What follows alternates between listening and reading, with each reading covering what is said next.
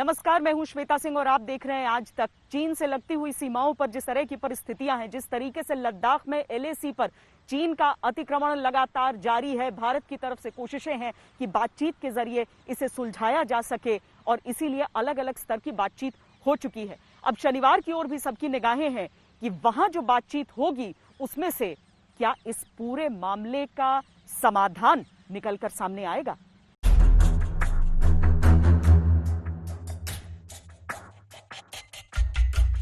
पूर्वी लद्दाख के वीराने में बड़ा संघर्ष।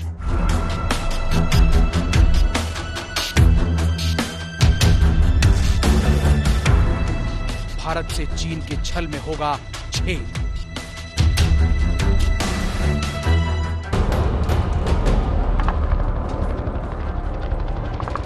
चीन की साजिश को मिल रहा करारा जवाब।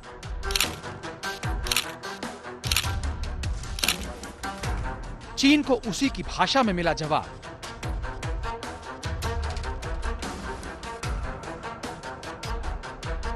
अब बर्फीले रेगिस्तान में होगी असली बात।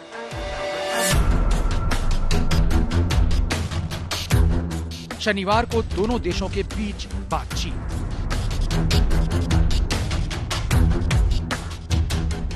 भारत और चीन के बीच पूर्वी लद्दाख पर ऐसा घमासान मचा कि चीन के दांत खट्टे हो गए और आखिरकार वो बातचीत की टेबल पर आ गया। उम्मीद यही की जा रही है कि इस बार हल निकल आएगा। इसके दोनों पहलू हैं, पॉजिटिव और नेगेटिव। नेगेटिव इसलिए है कि इसका मतलब है कि ब्रिगेडियर और मेजर जनरल लेवल पे जो अभी 5-6 फ्लैग मीटिंग्स हो चुकी हैं लद्दाख में, वो उसमें कोई एग्रीमेंट नहीं हो पाया या कोई डिस्प्यूट रेजोल्यूशन नहीं हो पाया। पॉजिटिव इसलिए है क्योंकि क्लियरली दोनों गवर्नमेंट, भारत और चीन की गवर्नमेंट और डिप्लोमेटिक ऑफिसर्स की एक एग्रीमेंट हो चुकी है कि इस प्रेजेंट क्राइसिस या प्रेजेंट कन्फ्रंटेशन को एक मिलिट्री लेवल पे रिजॉल्व किया जाए। तो 6 जून की जो बातचीत होगी दोनों कोर कमांडर्स के बीच में, ये बहुत ही ज्यादा जरूरी है दोनों देशों के लिए। बातचीत से पहले भारत के दबाव और प्रभाव में चीनी सेना जहां आ गई थी, वहां से 2 किलोमीटर पीछे चली गई है। बातचीत का माहौल बनाने के लिए भारतीय सेना भी 1 किलोमीटर पीछे चली आई। लेकिन इस तनाव को पूरी तरह खत्म करने के लिए भारत और चीन के बीच बातचीत में दोनों देशों के बड़े अधिकारी बैठेंगे। शनिवार को चीनी सेना के साथ होने वाली बातचीत चुशूल के दूसरी तरफ चीन के इलाके मोल्डो में होगी। अब तक स्थानीय कमांडरों के बीच कई दौर की बातचीत हो चुकी है, लेकिन तनाव में कोई कमी नहीं आई। इस बीच चीन ने अपना सैन्य जमावड़ा कई गुना बढ़ा दिया, जिसके जवाब में भारत ने भी अपने सैनिकों की संख्या बढ़ाई है, साथ ही बड़े हथियारों की भी सरहद पर तैनाती की है। इस बैठक में चीन की तरफ से साउथ जिनजियांग मिलिट्री रीजन के कमांडर मेजर जनरल लिu लिन बातचीत में शामिल होंगे। शनिवार की सुबह 9 बजे ये महत्वपूर्ण बैठक होने वाली है, जो चुशूल के सामने मोल्डो में होगी। वैसे इससे पहले स्थानीय कमांडर और मेजर जनरल स्तर की अब तक कम से कम 10 बार बातचीत हो चुकी है, लेकिन अभी तक कोई नतीजा नहीं निकला। वैसे शनिवार की बैठक में दोनों तरफ से ब्रिगेडियर स्तर के एरिया कमांडर भी मौजूद रहेंगे।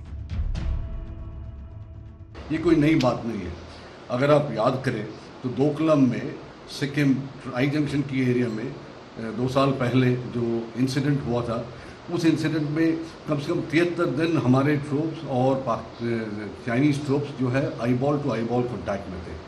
मगर इस बार जो प्रॉब्लम हो रहा है गलवान रिवर वैली में या फिंगर्स में या डीबीओ में, इसका जो डिफरेंस है कि इसकी इंटेंसिटी कुछ ज़्यादा है और इसका स्प्रेड बहुत है। ऑब्वियसली चाइनीज़ जो चाहते हैं वो कि हमारे को अनस्टेबल रखे, बट कुछ भी हो जाए, कितना भी वायलेंस अभी तक हो, एक जो अच्छी चीज़ ये है कि सैटरडे को जो है दोनों साइड के लेफ्टिनेंट जनरल्स, कोर कमांडर्स, हमारे 14 कोर कमांडर और उनके जो भी कमांडर हैं वो मिलेंगे। और हमारी जो रोड नेटवर्क जो है जो हम बना रहे हैं उसको ऊपर चाइनीज़ का अननेसेसरली और ऑब्जेक्शन नहीं आना चाहिए। दरअसल ये बातचीत जो होती है, ये दोनों देशों के बीच में एक सहमति बनी थी 1962 के जंग के बाद कि यदि कोई भी सीमा विवाद होता है तो उसको सीमा पर ही जो है सुलझाने की कोशिश होगी, जिस पर चीनी सेना के प्रतिनिधि और भारतीय सेना के प्रतिनिधि मिलेंगे।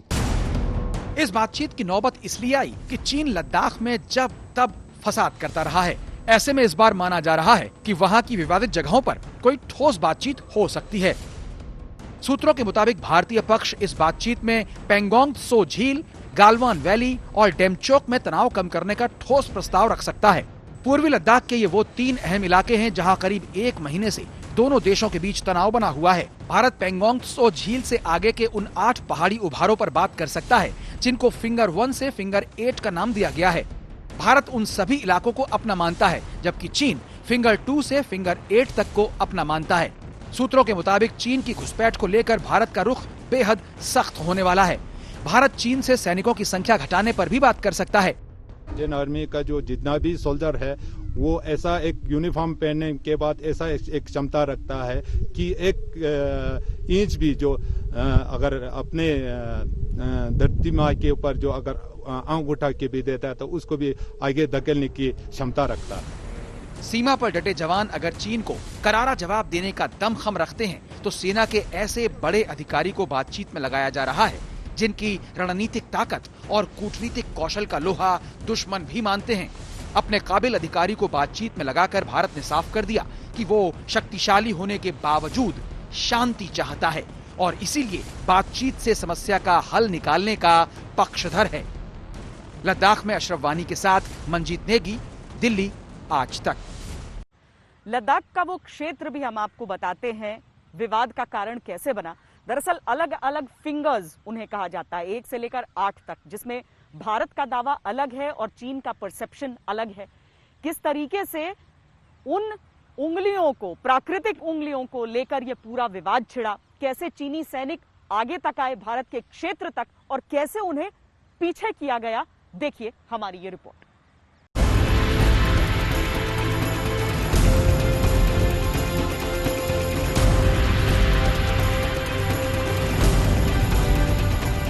जिस वक्त हिंदुस्तान कोरोना के खतरनाक वायरस से लड़ रहा था, उस वक्त इसने कहां सोचा कि कोरोना के वायरस से ज्यादा खतरनाक एक देश है जिसको चीन कहते हैं। पिछले महीने 5 मई को वो चीन पूर्वी लद्दाख में नियंत्रण रेखा के बहुत अंदर तक घुस आया।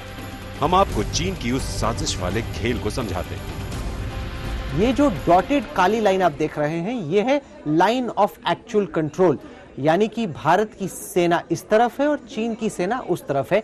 यह है अक्साई चिन, जो कि वैसे तो भारत का इलाका है, लेकिन इस वक्त चीन ने यहां पर कब्जा किया हुआ है और इसके बीचों बीच है ये पेंगोंग त्सो लेक। इसको मैं आपको थोड़ा तफसील से समझाता हूं। ये भारत की सबसे बड़ी झील है, कुल मिला के 134 किलोमीटर इसकी लंबाई है, जहां पर इसकी चौड़ाई का सवाल है। 5 किलोमीटर चौड़ी ये झील है। ये वाला जो इलाका है ये भारत का इलाका है, झील के उस पार का जो इलाका है वो चीन का इलाका है। इस इलाके को इसकी दक्षिण तट कहते हैं, यानी कि ये सदर्न बैंक का इलाका है। जो ऊपर का इलाका है उसको नॉर्दर्न बैंक, यानी कि जो इसका उत्तरी तट है। और यहां पर इस झील के लगभग बीचों बीच है फिंगर 4, जिसको लेकर पूरा फसाद इस वक्त चल रहा है। इस झील के उत्तर की तरफ चीन का इलाका पड़ता है और दक्षिण की तरफ भारत का।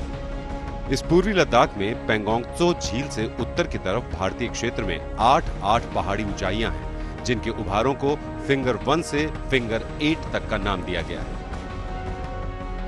इन तस्वीरों में फिंगर 1 से फिंगर 8 का इलाका देख सकते हैं। ये सभी पहाड़ी इलाके भारत का हिस्सा हैं, लेकिन चीन जबरदस्ती दावा करता है कि फिंगर 1 ही भारत का हिस्सा है, बाकी फिंगर 2 से फिंगर 8 तक का हिस्सा उसका है। कोरोना काल में चीन फिंगर 8 के पास बने अपने बेस से उठकर फिंगर 4 तक आ गया। उसका फिंगर 4 पर आना ही मौजूदा तनाव का कारण बना, जो फिंगर 8 से 8 किलोमीटर की दूरी पर है। पिछले कुछ हफ्तों में क्या हुआ, जब पूरा कोरोना वायरस का पैंडेमिक चल रहा था, तो भारत की सेना को कहा गया था कि आपको फिलहाल जो आपकी साधारण समर टाइम एक्सरसाइजेज है वो नहीं करनी, ताकि कोरोना वायरस फैले नहीं। इस चक्कर में हमारी जो सेना थी वो अपनी समर एक्सरसाइजेज नहीं कर रही थी। तो चीन की जो सेना है ये है श्रीजिप 1-2, ये चाइनीज बेस है, चाइनीज पोस्ट है और यहाँ पे इनकी कंपनियां हैं। तो ये जो चाइनीज पोस्ट से आगे इनका एक बेस कैंप है। तो चाइनीज आर्मी ने क्या किया, आते आते वो फिंगर 4 पे आके बैठ गए। अब इस वक्त की स्थिति यह है कि चीनी सेना फिंगर 4 पे आके बैठ गई और साधारण तौर पे भारत की सेना फिंगर 8 तक गश्त करती है, लेकिन इस वक्त जब हमारी सेना गश्त करने की कोशिश करती है तो चीनी हमें इसके आगे जाने नहीं दे रहे।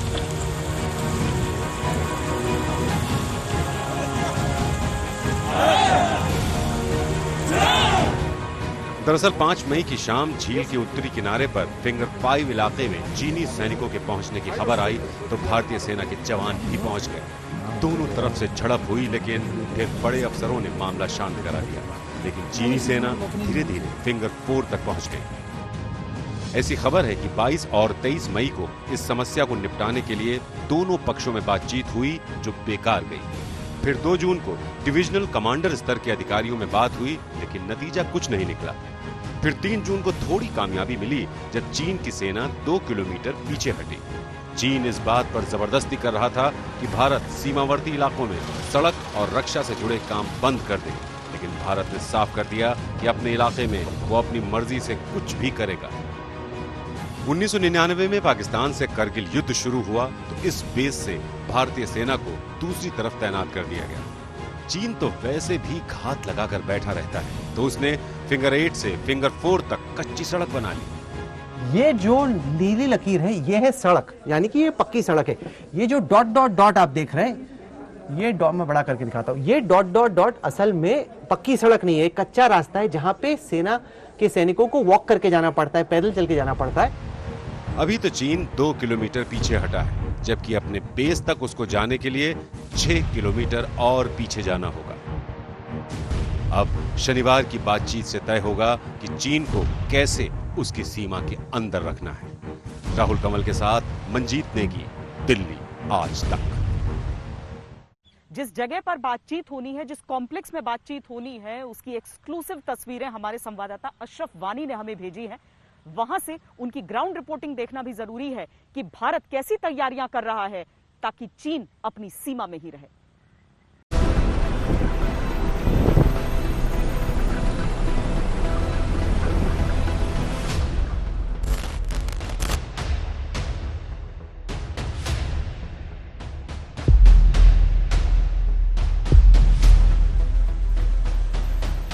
लद्दाख में तनातनी को कम करने के लिए भारत चीन के बीच सैन्य स्तर पर अब तक की सबसे बड़ी बातचीत होने वाली है। चीन की तरफ मोल्दो नाम की जगह पर बैठक होने वाली है। बैठक की जगह भारत के चुशूल के करीब है। वीडियो में दिख रही हरे रंग की छत वाली ये इमारत बीएमपी कॉम्प्लेक्स है जो भारतीय सेना की है। इस इमारत के सामने कुछ दूर लाल रंग की एक झोपड़ी नुमा इमारत है। वो चीन की फॉरवर्ड पोस्ट है।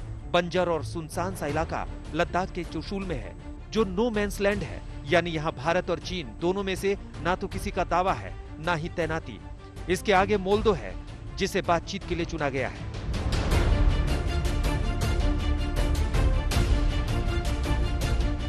मीटिंग के लिए इस जगह को चुने जाने की एक और वजह मैप पर गौर करने से साफ हो जाती है। पेंगोंग त्सो झील में फिंगर 4 नाम की जगह को लेकर भारत चीन के बीच झगड़ा है, लिहाजा बातचीत के लिए इसके करीब की जगह को चुना गया है। पेंगोंग के सिरिजैप में चीनी सेना का कैंप है।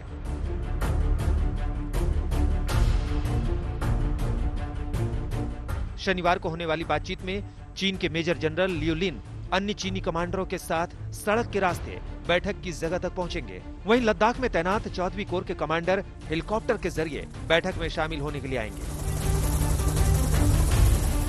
इससे पहले दोनों पक्षों के बीच स्थानीय कमांडर से लेकर मेजर जनरल स्तर तक के अधिकारियों की 10 दौर की बातचीत हो चुकी है, लेकिन अब तक बातचीत का कोई हल नहीं निकला है। वहीं इस इलाके से वाकिफ सेना के पूर्व अधिकारी मानते हैं कि भारतीय सेना का मनोबल ऊंचा है और उसे अपना रुख कड़ा रखना चाहिए। रक्षा विशेषज्ञों के मुताबिक दोनों पक्ष इस विवाद को बढ़ाना नहीं चाहते। वहीं चीन के रुख में आई नरमी से सकारात्मक नतीजों की उम्मीद की जा रही है। मंजीत नेगी के साथ अशरफ वानी, लद्दाख आज तक। भले ही चीन के साथ हमारा एक युद्ध हो चुका है, लेकिन चीन से जैसे हमारे रिश्ते हैं उसे पाकिस्तान से बराबरी नहीं की जा सकती। इसीलिए सरकार अपनी तरफ से पूरी कोशिश करती है कि युद्ध ना हो, संयम से भी काम चले, लेकिन शक्ति भी भारत अपनी दिखाते रहे। मैंने रक्षा मंत्री राजनाथ सिंह से चीन से जुड़े तमाम सवाल पूछे थे। उन्होंने क्या कहा था, एक बार आप भी सुनिए। भारत एक परिपक्व देश की तरह लाइन ऑफ एक्चुअल कंट्रोल पर इस पूरे मुद्दे को डील कर रहा है। वो सारी खबरें आती भी हैं, मुझे मालूम है कि आप लोग बहुत स्तर पर, चीन जैसे पड़ोसी देश के साथ हम बहुत स्तर पर डील करेंगे, लेकिन एक रक्षा मंत्री के तौर पर आप एलएसी की मौजूदा स्थिति को कैसे कहेंगे और देश को क्या आश्वासन देना चाहेंगे? मैं देश को इतना ही आश्वासन देना चाहता हूं कि पूरी तरह से देश को आश्वस्त रहना चाहिए कि हम किसी भी सूरत में भारत के स्वाभिमान पर चोट नहीं पहुंचने देंगे। वैसे भारत की बहुत ही स्पष्ट नीति रही है कि हम अपने पड़ोसी देशों के साथ अपने रिश्ते अच्छे बनाकर चलें, और यह प्रयत्न हमारा आज से नहीं, पहले से ही बराबर भारत ये करता रहा है। लेकिन कभी कभी चीन के साथ कुछ ऐसी परिस्थितियां ये पैदा हो जाती हैं, और इसके पहले भी पैदा हुई हैं, और हाल फिलहाल में इस मई के महीने में भी वहां पर एलएसी के ऊपर, जैसा आपने कहा कि ये परिस्थितियां पैदा हुई हैं, लेकिन इसको सुलझाने की कोशिश जारी है। आपने चाइना के भी प्रेसिडेंट का भी स्टेटमेंट देखा होगा, पढ़ा होगा समाचार पत्रों में, और चैनल्स पर भी आपने देखा होगा उसे। उन्होंने स्पष्ट रूप से कहा कि हम डिप्लोमेटिक डायलॉग के द्वारा हम इस मामले को रिजॉल्व करना चाहते हैं। भारत की भी यही कोशिश है कि तनाव किसी भी सूरत में न बढ़े, बल्कि मिलिट्री लेवल पर यदि बातचीत करनी है तो मिलिट्री लेवल पर बातचीत करके, डिप्लोमेटिक लेवल पर बातचीत करनी है तो डिप्लोमेटिक लेवल पर बातचीत करके उस मामले को सुलझाया जाना चाहिए। और इस समय मैं जानकारी देना चाहता हूं कि मिलिट्री लेवल पर और डिप्लोमेटिक लेवल पर इस समय चाइना के साथ बातचीत चल रही है, क्योंकि वास्तविक और नियंत्रण, स्वयं चाइना ने भी इच्छा व्यक्त की है जी इस मामले को सुलझाने की। यानी मध्यस्थता का कोई स्कोप नहीं है, जो अमेरिका की तरफ से कहा जाता है, मध्यस्थता का कोई स्कोप नहीं। कल हमारी जो वहां के डिफेंस मिनिस्टर अमेरिका के होते हैं, जिन्हें कि सेक्रेटरी डिफेंस बोला जाता है, उनके साथ भी हमारी बातचीत हुई थी। मैंने उनको ये बताया कि भारत में स्वयं इस प्रकार का एक मैकेनिज्म हम लोगों ने पहले से ही डेवलप कर रखा है कि यदि किसी भी प्रकार की कोई प्रॉब्लम भारत और चाइना के बीच खड़ी होती है तो उसे मिलिट्री डायलॉग और डिप्लोमेटिक डायलॉग के द्वारा हम उसको रिजॉल्व करते हैं। यह बात कल मैंने सेक्रेटरी डिफेंस जो यूएस के हैं उनको भी मैंने कहा है, और वह मैकेनिज्म है हमारा, उस आधार पर बातचीत चल रही है। क्योंकि चीन के साथ जो हमारी सीमा रही है, ये तो हमेशा से एक विवाद का कारण रहा है, और वो परसेप्शन की बात आ जाती है इस वजह से। परसेप्शनल डिफरेंसेस रहे हैं, भारत चीन की सीमा को लेकर परसेप्शनल डिफरेंसेस तो रहे हैं, इस सच्चाई को कोई नकार नहीं सकता। लेकिन आज कोई हमें आर्म ट्विस्ट नहीं कर सकता है 1962 की तरह। कोई प्रश्न ही नहीं, इसके बारे में तो सोचा भी नहीं जा सकता। देखिए, एक तो देश के पास एक सशक्त नेतृत्व भी है, सक्षम नेतृत्व भी है, देश का मस्तक कभी झुकने नहीं देंगे, यह भरोसा तो देश की जनता को है। मैं समझता हूं देश की जनता को मुझे आश्वस्त करने की जरूरत नहीं है, देश की जनता को यह भरोसा है। राजनाथ जी, बहुत सारे लोगों को उन रिपोर्ट से भी बड़ा डर लगा कि बड़े अंदर तक घुस आए हैं चीनी सैनिक, ऐसा है या सब, मतलब पूरी स्थिति हमारे नियंत्रण में है? देखिए, चाइना का बहुत पहले से यह मानना है कि लाइन ऑफ एक्चुअल कंट्रोल है। हाँ। कुछ स्थानों पर तो वो स्वीकार करते हैं, कुछ स्थानों पर मानते हैं कि भाई लाइन ऑफ एक्चुअल कंट्रोल ये जो है वह लाइन नहीं है जो कि भारत और चाइना को जो विभाजित करती हो। तो उनका क्लेम है कि आगे तक है, और हम लोगों की भी कुछ स्थानों पर इसी प्रकार की एक धारणा है। तो हमारी पेट्रोलिंग कभी एलएसी तक होती है, कभी उनके लोग भी एलएसी क्रॉस करके इधर आ जाते हैं। यह सिलसिला पहले भी चलता रहा है, मैंने ऐसा नहीं कि यह पहली बार हुआ, लेकिन बातचीत के द्वारा समय समय पर इसे भारत भी रिजॉल्व करता रहा है और चाइना भी रिजॉल्व करता रहा है। डोकलाम की जो कुछ भी हालात पैदा हुए थे 2017 में ही आपने देखा, लगा कि एक टेंशन बहुत ही बढ़ गया है, लेकिन हम पीछे नहीं हटे। हम लोग पीछे नहीं हटे, लेकिन अल्टीमेटली उस मामले को हम लोगों ने रिजॉल्व करने में कामयाबी हासिल की। यहाँ पर डटे रहेंगे अपनी जगह पर। डटे रहेंगे राजनाथ जी, जिस तरह डटे रहेंगे, लेकिन यह भी मैं बतलाना चाहता हूं कि हम लोग किसी भी देश को आंख दिखाना नहीं चाहते, हम किसी के अंदर भय नहीं पैदा करना चाहते, हम सबको साथ लेकर चलना चाहते हैं। हमारी कोशिश यही है। चीन को दिक्कत केवल भारत से नहीं है, बल्कि लगभग अपने सभी पड़ोसियों से है। लेकिन अब तो छोटे से छोटा देश भी उसे आंखें दिखा रहा है। ताइवान का भी वही हाल है, और हांगकांग में तो लगातार प्रदर्शन चल ही रहे थे।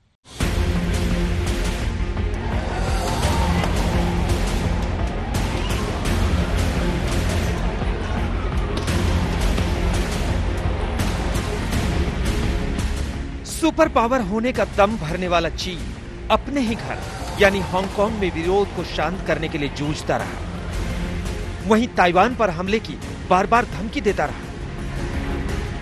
ऑस्ट्रेलिया ने कोरोना पर उसके खिलाफ प्रस्ताव का समर्थन किया तो उसे गाली गलौज देने पर उतर आया। इन सब से जब जी नहीं भरा तो उसने लद्दाख में सीमा विवाद के बहाने 4 जगहों पर घुसपैठ की हिमाकत कर दी। हिंद प्रशांत से लेकर दक्षिण एशिया तक चीन की दबंगई ने कई देशों को उसका दुश्मन बना दिया।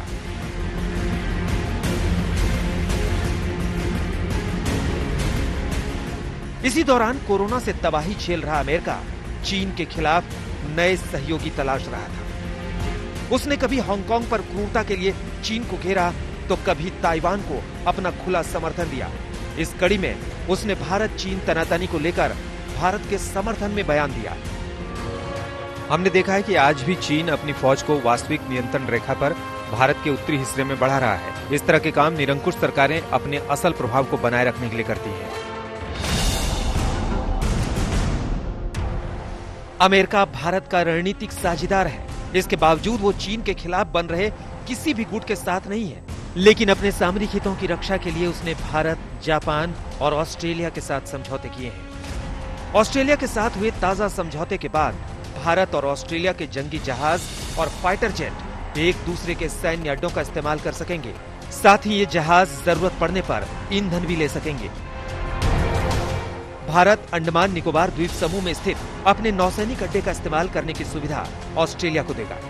दूसरी ओर ऑस्ट्रेलिया इंडोनेशिया के पास स्थित अपने कोकोस द्वीप समूह पर स्थित नेवल बेस को भारत के लिए खोल देगा। इससे दोनों देशों की नौसेना हिंद महासागर में मलक्का स्ट्रेट और आसपास के इलाके पर कड़ी नजर रख सकेगी। दरअसल हिंद प्रशांत के क्षेत्र से चीन का 60% कारोबार होता है। समुद्री लुटेरों पर कार्रवाई के नाम पर उसने इन इलाकों में अपने युद्धपोत उतार दिए हैं। उसका मकसद दूसरे देशों पर दबदबा कायम करने का है। भारत और ऑस्ट्रेलिया का समझौता इस दबदबे पर लगाम लगा देगा। भारत ऑस्ट्रेलिया के साथ अपने संबंधों को व्यापक तौर पर और तेज गति से बढ़ाने के लिए प्रतिबद्ध है। यह न सिर्फ हमारे दोनों देशों के लिए महत्वपूर्ण है, बल्कि इंडो पैसिफिक क्षेत्र और विश्व के लिए भी आवश्यक है।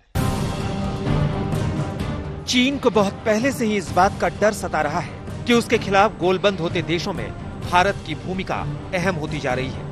ग्लोबल टाइम्स ने लिखा है कि जब से मोदी दूसरी बार सत्ता में आए हैं, भारत का चीन को लेकर रवैया बदल गया है। भारत अब ऑस्ट्रेलिया, जापान और अमेरिका के साथ अपना गठजोड़ मजबूत कर रहा है। आज तक ब्यूरो। भारत और अमेरिका के बीच जो नई दोस्ती और प्रगाढ़ दोस्ती नजर आ रही है वो चीन को बिल्कुल पसंद नहीं आ रही है। एक तो डोनाल्ड ट्रंप से सीधी उनकी लड़ाई चलती है, दूसरा डोनाल्ड ट्रंप ने यह कह दिया कि G7 में भारत को शामिल होना चाहिए। अब जिनपिंग चाहते हैं कि भारत G7 के लिए इनकार कर दे। भारत चीन की बातचीत से पहले इन दो महाबलियों के बीच फोन पर हुई लंबी बातचीत ने पूरा समीकरण बदल दिया। चीन खुद को हाशिए पर खड़ा महसूस करने लगा और उसके सुर अचानक नरम पड़ गए। चीन बातचीत से मामला सुलझाने की बात करने लगा। उसके विदेश मंत्रालय के प्रवक्ता से जब मोदी ट्रंप के बीच बातचीत का सवाल उठाया गया तो उसका जवाब कुछ इस तरह आया। भारत चीन सरहद पर हालात स्थिर हैं और काबू में हैं। दोनों देशों के पास सीमा से संबंधित बातचीत का पूरा तंत्र है। दोनों देश बातचीत के जरिए अपने मुद्दे सुलझाने में सक्षम हैं। इस मामले में किसी तीसरे पक्ष के दखल की कोई जरूरत नहीं है। दरअसल मंगलवार को दुनिया के सबसे बड़े और सबसे पुराने लोकतंत्र के मुखिया एक दूसरे से फोन पर रूबरू हुए। इससे कोरोना वाले चीन की हालत बिगड़ने लगी। दोनों नेताओं के बीच फोन पर करीब 25 मिनट तक बातचीत हुई। इस बातचीत में दूसरे कई कूटनीतिक और मानवीय मुद्दों पर चर्चा हुई, लेकिन चीन में खलबली मच गई। इसकी एक बड़ी वजह ये थी कि अमेरिकी राष्ट्रपति डोनाल्ड ट्रंप ने प्रधानमंत्री मोदी को G7 की बैठक में शिरकत करने का न्योता दे दिया। बैठक इसी साल अमेरिका में होनी है। यही नहीं, ट्रंप ने G7 का विस्तार कर भारत को उसके एक सदस्य का स्थान देने का प्रस्ताव भी रख दिया। कोरोना समेत विश्व के बड़े मुद्दों को लेकर पीएम मोदी ने समूहों में फेरबदल पर सकारात्मक रुख दिखाया। अब चीन की बेचैनी इस कदर बढ़ गई है कि उसने गीदड़ भभकी देने के लिए अपने सरकारी मीडिया को आगे कर दिया है। चीन के मुखपत्र ग्लोबल टाइम्स ने G7 में विस्तार का हवाला देते हुए लिखा, अगर भारत जल्दबाजी में उस छोटे समूह में शामिल होता है जो चीन को काल्पनिक दुश्मन मानता है, तो चीन भारत के संबंध बिगड़ेंगे। ये भारत के हित में नहीं है। ग्लोबल टाइम्स ने यह लेख मोदी ट्रंप की पिछले साल ह्यूस्टन में हाउडी मोदी इवेंट की तस्वीर के साथ छापा। लेख का शीर्षक कह रहा है कि भारत G7 विस्तार में तड़का लगाकर आग से खेल रहा है। दरअसल इस धमकी में चीन की बौखलाहट और उसकी असुरक्षा दिखाई देती है। माना जा रहा है कि अमेरिका ने G20 की अहमियत को खत्म करने के लिए ये दांव चला है, जिसका सदस्य चीन भी है। अमेरिका चाहता है कि G7 में भारत के अलावा रूस, दक्षिण कोरिया और ऑस्ट्रेलिया जैसे देश भी शामिल हों। लेकिन दोनों नेताओं की बातचीत सिर्फ G7 की बैठक तक सीमित नहीं रही।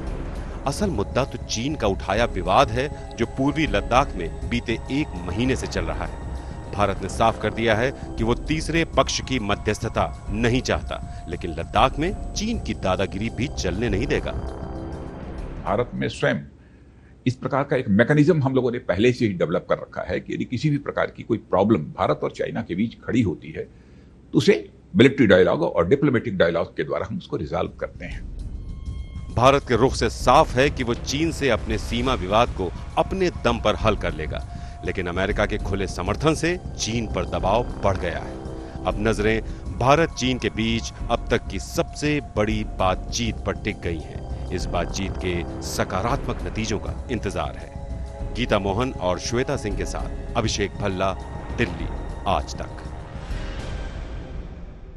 जिस दिन से चीन की तरफ से अतिक्रमण की कोशिशें शुरू हुई, उस दिन से भारतीय सेना ने अपनी तैयारी पूरी रखी।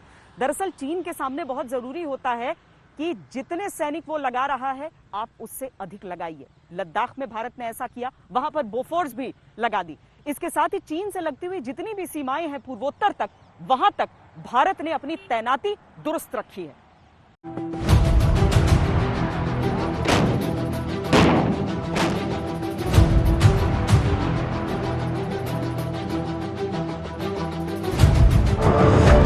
लद्दाख में 155 mm होवित्जर तोप की तैनाती ये बताने के लिए काफी है कि सरहद की रक्षा के लिए हिंदुस्तान किस कदर कमर कसकर तैयार है।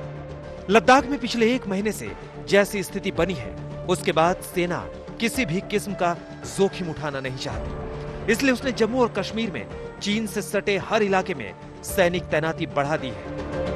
और बातचीत में जो भी हम करें, उसके जो निर्णय निकले और उसके ऊपर हमने अमल करना चाहिए। हॉटलाइंस दोनों देश के बीच में है, लेकिन इस तरह के जब वारदातें होती हैं, हॉटलाइंस पे बातचीत करने की काबिलियत होनी चाहिए। लद्दाख में चीन की गुस्ताखियों का जवाब भारत अपनी सैनिक तैनाती से दे रहा है। लद्दाख के डेप्संग और चूमर में भी फौजी टुकड़ियां जमा हो गई हैं। इससे आगे बढ़ें तो दूसरे कई इलाकों में भी सैनिक गतिविधियां तेज हैं। दरअसल भारत और चीन के बीच उत्तरी सिक्किम के नाकुला में लद्दाख से भी पहले भिड़ंत हुई थी। इसके बाद से ही भारत ने सरहद पर सेना बढ़ा दी। जहां उत्तराखंड के बरहोटी में सेना लगाई गई है, वहीं अरुणाचल प्रदेश से लेकर उत्तरी सिक्किम तक जवान मुस्तैद हो चुके हैं। काफी अच्छे तरीके से अभी बॉर्डर रोड्स पे काम हो रहा है। काफी न्यायिक रूप से फोर्स स्ट्रक्चरिंग हो रही है, एक्रीशंस हो रही हैं, एक्विजिशंस हो रही हैं, और मैं समझता हूं कि आने वाले 5-10 साल हमारे लिए इंपॉर्टेंट हैं, क्योंकि अभी हम इस LAC के गेम में तकरीबन 3 दशक पीछे थे।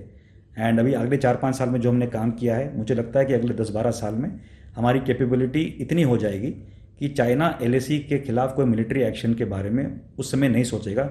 एकाएक गलवान नाले और पेंगोंगसो में चीन की सेना ने आकर भारत को कुछ समय के लिए बैकफुट पर तो कर दिया, लेकिन भारतीय सेना ने न केवल यहां मोर्चा संभाल लिया है, बल्कि डेप्सांग हो, चुमार हो या उत्तराखंड में बाराहोटी हो, सिक्किम हो, अरुणाचल प्रदेश हो, हर इलाके में भारतीय सेना ने कमर कस ली है।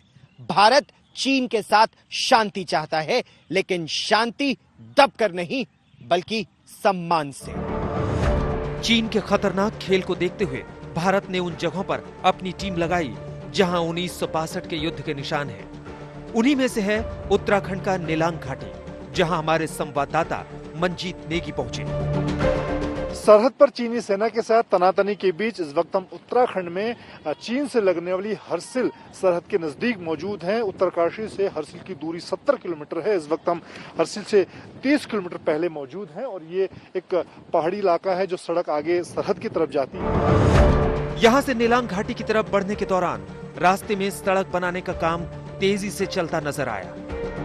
वहीं सेना के ट्रक और आईटीबीपी की बसों में सरहदी इलाकों की ओर जाते जवान नजर आए। इस इलाके में चीन ने अब तक कोई हरकत नहीं की है, लेकिन सेना पूरी तरह से सतर्क है।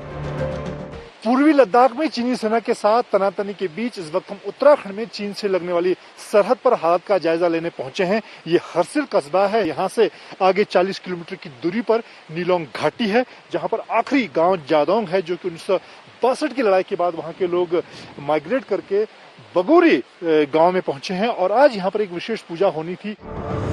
यहाँ सेना और आईटीबीपी की मौजूदगी है। इन इलाकों में अब भी 1962 युद्ध के समय बने पुल मौजूद हैं, लेकिन सेना के भारी भरकम टैंकों और तोपों को ले जाने के लिए मजबूत पुलों का निर्माण किया जा रहा है। इन इलाकों में 1962 के युद्ध के निशान जगह जगह पर मौजूद हैं। आज भी वो बंकर देखे जा सकते हैं जिन्हें भारतीय सेना ने चीनी सैनिकों से मुकाबले के लिए बनाया था। इस इलाके में भारत चीन की तैयारियों की बात करें तो चीन ने अपने इलाके के थोलिंग मठ और सारंग में हवाई पट्टी बनाई है, जहां उसके लड़ाकू विमान मौजूद हैं। दूसरी तरफ भारत ने फॉरवर्ड पोस्ट तक जाने के लिए चौड़ी सड़कों का निर्माण तेज कर दिया है। भारत चीन की सरहद से महज 50 किलोमीटर दूर नेलांग घाटी का ये इलाका समुद्र तल से 12,000 फीट की ऊंचाई पर है। इस दुर्गम इलाके में इतनी ऊंचाई पर 1985 में बनाया ये लंका ब्रिज सरहद पर डटे जवानों के लिए बेहद अहम है। नेलांग घाटी में मंजीत नेगी के साथ गौरव सावंत, दिल्ली आज तक। कहते हैं कि जब भी मुश्किल हालात हो, युद्ध जैसी स्थिति हो, तो अपने कमांडरों से कभी छेड़छाड़ नहीं करनी चाहिए, लेकिन चीन तो यहां पर तबादलों की झड़ी लगाकर खड़ा है। किस तरीके से उसने अलग अलग लोगों को अलग अलग कमान सौंपे हैं, ये भी देखिए, क्योंकि चीन ऐसा क्यों कर रहा है उसमें उसकी छटपटाहट भी है। लद्दाख में भारत चीन की तनातनी के बीच चीनी सेना में बड़ा फेरबदल हुआ है। चीन ने अपने वेस्टर्न थिएटर कमांड के लिए सेना का नया कमांडर नियुक्त किया है। यह बदलाव तब हुआ है जब भारत चीन के बीच लद्दाख में झगड़े को सुलझाने के लिए बातचीत होने वाली है। बताया जा रहा है कि चीन ने अपने पूर्वी कमान की देखरेख करने वाले लेफ्टिनेंट जनरल स्तर के अधिकारी को पश्चिमी कमान की जिम्मेदारी सौंपी है। पश्चिमी कमान की देखरेख में ही भारत से लगने वाली सरहद आती है। चीन की सेना पीएलए की वेस्टर्न थिएटर कमांड भारत के साथ लगने वाली 3,488 किलोमीटर लंबी एलएसी की सुरक्षा करती है। आज तक ब्यूरो। हमारी इस पेशकश में इतना ही। देश और दुनिया की बाकी खबरों के लिए आप देखते रहिए आज तक।